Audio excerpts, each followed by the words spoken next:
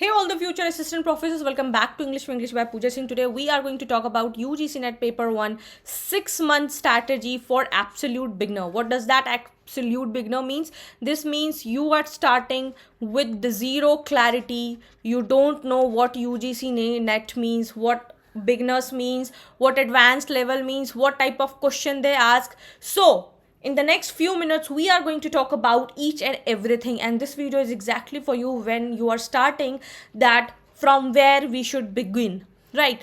So without any delay, let's get started. The very first thing is that who this strategy is for. So the very first time UGC NET aspirant, you have just completed your MA, either you have completed it or you have just finished it, right? Or you are in your last semester.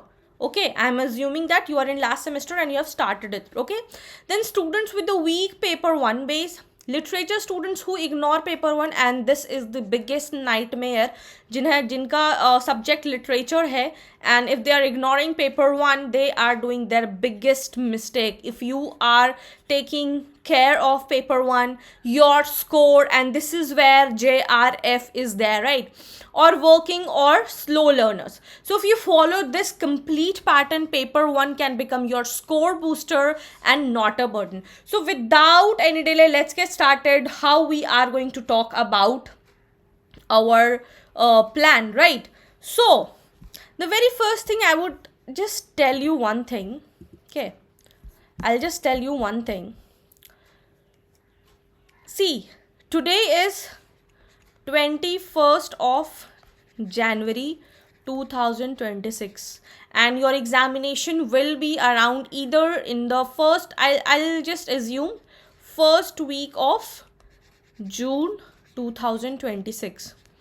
So February, March, April, May and June. So here you have 6 months, right? If you promise yourself that I'm going to do this complete paper 1 and paper 2 in 6 months, you should start working today itself. Means after watching this video, you should start working that yes, now I have to start working on it. Now I'll just give you one analogy. Of, suppose you want to lose your weight, okay, weight loss. आपको अगर अपना weight loss करना है, suppose 20 kgs, okay, क्या is it possible, क्या वो आप 10 days में, 15 डेज में या 20 डेज में अपना आप 20 kgs वेट लॉस कर सकते हो? Is it possible? Do let me in the comment section. क्या ये पॉसिबल है कि आप 10 दिन खाना नहीं खाओ और 20 kgs वेट लॉस कर लो, 15 डेज खाना नहीं खाओ 20 kgs लॉस कर लो, 20 डेज खाना नहीं खाओ और 20 डेज लॉस कर लो, right? Think JRF like that. क्या आपको लगता है कि 10 दिन के पढ़ाई में, 15 दिन के पढ़ाई में और 20 दिन के पढ़ाई में आपको JRF मिल जाएगा? अगर आप ऐसा सोचते हो तो बहुत वियर्ड थिंकिंग है, आपका ऐसा कभी नहीं हो सकता है. And that is why I have taken this analogy. See, we have to make our mind set like that, okay? और यही होता है कि आपका 50-50 approach, okay? I just tell you, this is your 50-50 approach works. आपका ये 50-50 approach work करेगा, ठीक है? क्या होता है इसका मतलब? इसका मतलब यही होता है कि अगर आपको कुछ करना है, if you want to do something, give your 100%, give your 100% dedication और डोंट गिव एट ऑल. यही होता है कि अगर आप चाहते हो कि आप अभी आप क्या करोगे, 50% आप अपना मेहनत दे दोगे, आप एक वीक पढ़ोगे, एक मंथ पढ़ोगे, फिर रिवीजन नहीं कर रहे हो, फिर आप कुछ भी नहीं कर रहे हो, ना रिवीजन कर रहे हो, ना मॉक कर रहे हो, ना अपना सिलेबस कंप्लीट कर रहे हो, और आप सोच रहे हो कि एग्जाम के लास्ट मंथ जो 11th आवर होता है उसमें आप सब कुछ कवर कर लोगे और आपका JRF निकल जाएगा. No my friend, never. No, it can never be, and I will not give you any false hope, क्योंकि फॉल्स होप से कुछ नहीं होने वाला है. यू नो क्या नंबर रहता है? JRF 100 लोगों में सिर्फ एक का होता है JRF. अगर 6 का नेट होता है तो सिर्फ एक का होता है JRF. This is the competition. और अगर आपको लगता है कि सिर्फ नेट का सिलेबस पढ़ने से सिर्फ नेट का सिलेबस पढ़ने से आपका JRF निकल जाता है तो नहीं. There will always be 15 to 20 question unexpected question आपका रहेगा. There will always be question जो आउट ऑफ द बॉक्स रहेगा, जिसको आपने कभी देखा नहीं होगा. सो इसीलिए my only request is that please if you want to give your 100% dedication, full dedication, give it, otherwise don't give it. क्योंकि यही होता है कि अगर आपको करना है फुल्ली डेडिकेशन के साथ तो आप अपना फुल्ली डेडिकेशन के साथ सिलेबस कंप्लीट कीजिए, पढ़िए. और जो बोलते हैं 1 महीना में हो जाएगा, 15 दिन में हो जाएगा, ऐसा कुछ नहीं होता है. Either they have already given so many attempts और वो आपको बताते नहीं और एग्जाम क्लियर हो जाता है, या फिर वो झूठ बोलते हैं. तो I have no energy to take this all कि आप इतने दिन में कर लो, वो कर लो. हाँ, and I will also tell you about paid courses और ये क्या होता है. देखिए क्या होता है ना कि अगर आप खुद से पढ़ रहे हो, सेल्फ स्टडी, ठीक है, self study and paid course. As such I do not have any paid course. Self study में आपको 100% आपका खुद मेहनत रहता है. पेड कोर्स में क्या होता है कि आपको चीज़ें स्ट्रक्चर्ड वे में मिल जाती है, ठीक है. आप कुछ भी कर लो, अगर आप अपना 100% नहीं दे रहे हो ना ही आपका सेल्फ स्टडी वर्क आएगा, ना ही आपका पेड कोर्स आएगा. आपको डेडिकेशन रखना पड़ेगा, आपको कंसिस्टेंसी मेंटेन करना पड़ेगा, आपको अपना 100% देना होगा, otherwise nobody is going to do anything.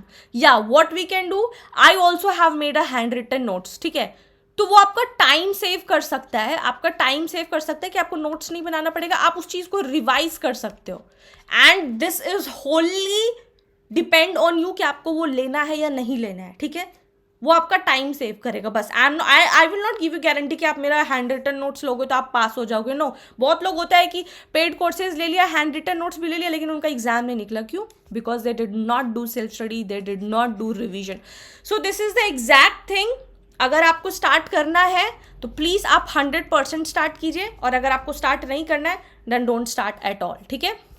तो this is the thing that I had to tell you, बहुत ज़्यादा इंपॉर्टेंट था, ठीक है. Now I will tell you the paper 1 का understanding. What is paper 1 and how you can understand. Understanding paper 1. Paper 1 consists of 50 questions and each question contain 2 marks. Okay, that gives you total 100 marks and there is no negative marking. कोई भी negative marking नहीं है. Paper 2 आपका कोई भी subject है उसमें भी आपका टोटल 100 क्वेश्चंस रहते हैं. इसमें 100 क्वेश्चंस रहते हैं, 2 मार्क्स रहता है for each right answer. That gives you 200 marks. Total आपका UGC नेट का एग्ज़ाम जो होता है वो 300 मार्क्स के होते हैं और इसमें कोई भी नेगेटिव मार्किंग नहीं होता है. And that is a very good chance कि अगर आप कैलकुलेटेड गेस भी करते हो, अगर आप एलिमिनेशन टेक्निक यूज़ करते हो, अगर आप पढ़ते हो अच्छे से, तो that gives you an upper as. Okay, the very important thing is that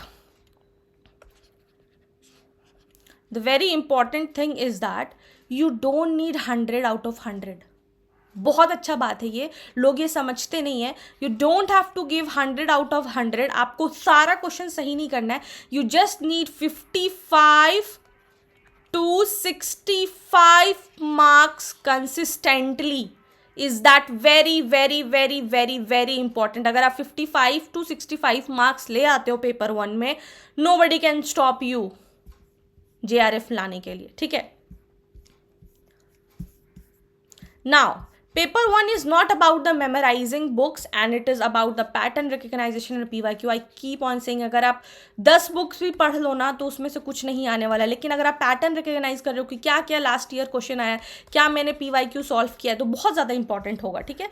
तो लेट्स अंडरस्टैंड कि क्या इंपॉर्टेंट है. सो the very first important thing, the pillars of preparation. क्या होता है pillars?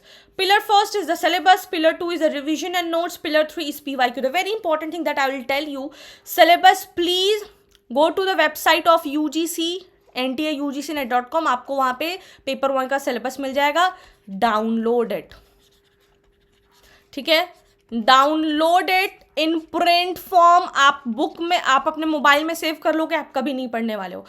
Once you know be very familiar with the syllabus, your 50% work is done. When you memorize your syllabus, कि आपको पता होना चाहिए कि आपको पढ़ना क्या है. When you understand what you have to read, that becomes so understanding. The very first step is that go with the syllabus, read the syllabus, take it on print form and do revise it 2 times a day. Syllabus पढ़िए, तभी आप जान सकते हैं कि what you have to study and what you don't have to study. Nobody on earth will come you and tell you कि आपको पढ़ना नहीं पढ़ना है, क्योंकि सभी लोग आपके साथ नहीं बैठ रहे हैं. ठीक है. सो the very first thing is that read the syllabus. Second thing is that revision and notes. जब भी आप पढ़ रहे हो, आज पढ़ना है आपको 5 hours, make sure that first hour should be dedicated to revision. And third, after you completed these 2, and this will take your 2 to 3 months, after that you start solving PYQs. बिना पढ़े अगर आप PYQ solve कर रहे हैं, that is not going to give you any benefit. Okay. Now, what is the 6-month strategy? That is a big picture, and I have divided into 3 simple phases. ठीक है.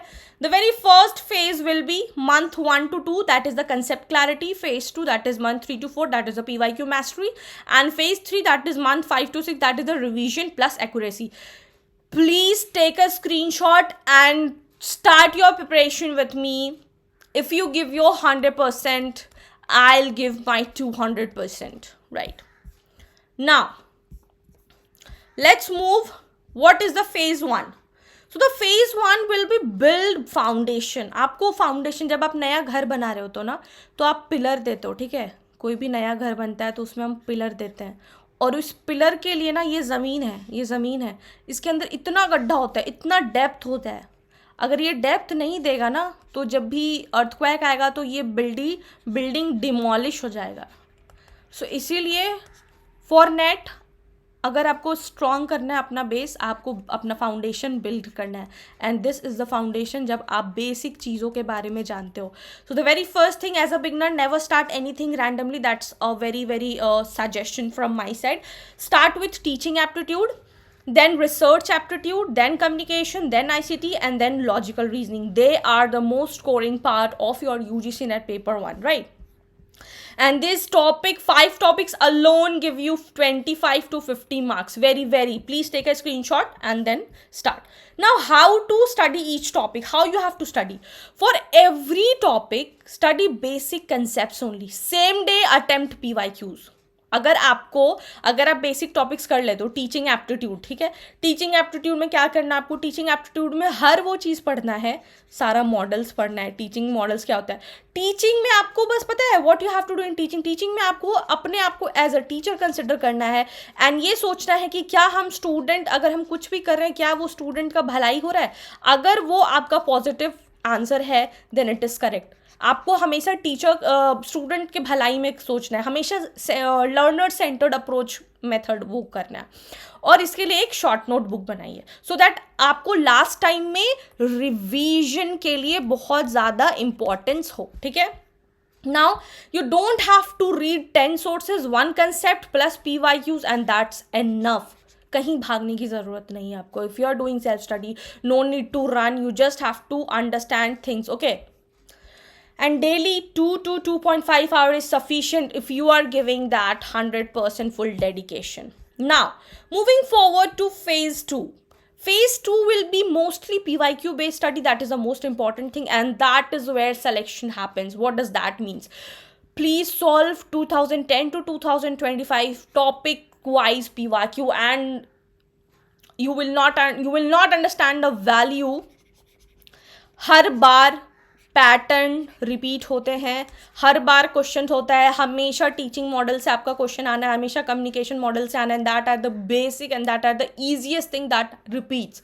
आप PYQ सॉल्व करोगे ना, और जब आप PYQ सॉल्व करने के बाद रियल एग्जामिनेशन में बैठोगे, you will think that yes, my half of the question, half of the topics I have covered through PYQ. So that is very important. Okay, what you have to do when you're solving PYQ, there is a technique. क्या करना है आपको? repeated words देखना है, क्या repeat हो रहा है, क्या कम्युनिकेशन मॉडल हमेशा रिपीट हो रहा है, क्या टीचर मॉडल हमेशा रिपीट हो रहा है. then you have to look out for the similar options, then the examiner tricks. So these are the important things that you have to follow. And this is the basic example. And the very first thing that, अगर आपको ये लगता है कि PYQ question repeat होगा, same questions आएंगे, no, same questions कभी नहीं आता है. हाँ, टॉपिक रिपीट होता है. So questions does not repeat, patterns repeat. Now moving forward, what not to do. सब लोग बता देता क्या करना है क्या नहीं करना है, लेकिन ये नहीं कोई बताता कि क्या नहीं करना है. ठीक है. आपको कोई भी रैंडम MCQs नहीं देखना कि हाँ आज ये पढ़ रहे हैं, चलो आज यहाँ MCQ कर लिए, ये भी कर लिए, वो भी कर लिए, नहीं, ऐसे आपका टाइम वेस्ट होगा. No guessing shortcuts, no memorising answer without logic. हर चीज़ लॉजिक से चलता है. अगर आप लॉजिक से पढ़ोगे you are going to score very very very well in the examination. Now अब आपको ये समझना है कि scoring versus time wasting topics क्या है, and I will tell you this very honest. High scoring topics, first teaching aptitude, research, communication, reasoning and data interpretation. ये बहुत स्कोरिंग है. 100% आप देख लो, PYQ सॉल्व करोगे तो आपको पता चल जाएगा. रिसर्च से हमेशा क्वेश्चन आना है. क्यों? क्योंकि ultimately after assistant being an net clear करोगे, असिस्टेंट प्रोफेसर बनोगे, आपको PhD करना है, तो आपको रिसर्च के बारे में जानना है. कम्युनिकेशन, अगर हम बात कर रहे हैं और आपको समझ में आ रहा है, आपने कुछ कमेंट में लिखा, तो दैट इज कम्युनिकेशन. अगर आपका कम्युनिकेशन ही नहीं, अगर चीज़ों को आप समझा ही नहीं पा रहे हो, you can not be an assistant professor. Reasoning होना चाहिए. कैसे आप लोगों को एग्जाम्पल देके समझा रहे हो. Suppose just now I gave you the example of gym, कि आपको जिम जाना है और 20 kgs वेट लॉस करना है. तो अगर क्या आप एक दिन में वेट लॉस कर सकते हो? नहीं लॉस कर सकते हो. क्यों? क्योंकि वो हर दिन आपको 1-1 kg लॉस करोगे, हर दिन 500 ग्राम्स आप लॉस करोगे, तब जाके आप 2 महीने में 20 kgs लॉस कर सकोगे. बहुत जल्दी भी वेट लॉस करने से बहुत ज़्यादा बीमारी हो जाता है. ठीक है, तो वैसे ही आपको हर दिन 2 से 2.5 घंटा सिर्फ अपने पेपर 1 को देना है. सिर्फ एक दिन में करना चाहोगे तो नहीं हो पाएगा. देन मॉडरेट क्या पढ़ना है? सेलेक्टिव स्टडीज़ करना है इसमें बहुत ज़्यादा. Higher education, environment and ICT बहुत बेसिक पढ़ना है. ICT में हमेशा आपका आता है input device, output device, secondary device, these are the very basic things. तो इसमें बहुत सेलेक्टिव करना है. हायर एजुकेशन में आपका यूनिवर्सिटी का जितने भी डेट्स होता है वो पूछा जाता है, हायर में, लोअर में. तो this is very very very important. Then low return क्या है? अगर आप प्योर फैक्ट्स विदाउट PYQs कर रहे हो, 0 मार्क्स. करंट अफेयर्स, आप सोचते हो कि करंट अफेयर्स से अगर एक क्वेश्चन आ गया तो करंट अफेयर्स पढ़ने लग जाते हो, तो नहीं, करंट अफेयर्स आप मत पढ़ो. Beginner should not try to study everything. नहीं, आपको ये पता होना चाहिए कि आपको क्या छोड़ना है. Then only you will be able to understand. Phase 3 very important, revision plus mock logic. What to revise? You have to revise only PYQs, only your mistakes and only frequent concept जो repeat होता है. Mock test very important. 1 mock test every 7 to 10 days. Analyze wrong questions, time spent and confusing option. ये बहुत ज़्यादा ज़रूरी है. 100% बहुत ज़्यादा ज़रूरी है. वर्क ऑन, कैसे गलत हुआ, क्यों गलत हुआ, कितना टाइम स्पेंड, क्या हमको 1 मिनट की जगह क्या हम उस क्वेश्चन में 10 मिनट दिए, देन 10 मिनट सॉल्व करने के बाद भी गलत हो रहा है, wastage. So mocks are not for marks, they are for the control. आप एग्जामिनेशन में कैसा प्रिपेयर करो. 6 मंथ्स का तैयारी करो लेकिन आप मॉक टेस्ट नहीं दे रहे हो तो एग्जाम में आप फेल हो जाओगे, क्योंकि आपको एग्जाम का प्रेशर नहीं झेल पाओगे आप. So mocks are very very important. So final 30 days preparation, that is the game changer. Last 30 days में आपको कोई न्यू टॉपिक नहीं करना है. डेली 30 PYQs कीजिए, 1 revision topic and focus on accuracy and काम माइंडसेट. कि क्या अगर हम 1 घंटे में 10 क्वेश्चन कर रहे हैं, क्या वो 10 क्वेश्चन सही है? अगर सही है, गो अहेड. कॉमन मिस्टेक्स क्या करते हैं? Please avoid these 10 units together. एक साथ आपको 10 यूनिट्स पढ़ोगे, हॉच पॉच हो जाएगा. पेपर 1 आप इग्नोर कर रहे हो क्योंकि लिटरेचर के चलते, नहीं, मत कीजिए. इंग्लिश के लिए बता रहे हैं हम. English student, those are watching this, please don't ignore your paper 1 just for literature, because paper 1 can be very very scoring and can lead you to JRF. So make sure you don't ignore this. Running behind too many educators, obviously 100 sources will only divert your mind. Please set who you want to study with and किसका आपको समझ में आता है और PYQs के बगैर पढ़ रहे हो. So नहीं, UGC is not about the intelligence, it's about the consistency and clarity. So make sure if you give 2 focused hours of daily for 6 months, your paper 1 carry your selection and can lead you to JRF. Okay. Trust the process, study smart, and let's PYQs guide you. So yes, if you found this video helpful, do not forget to like, share with your friend, those who are preparing for June 2026, and comment, yes, we are ready, and we'll give our 100% for paper 1 for June 2026. Till then, keep learning, keep shining. Bye-bye.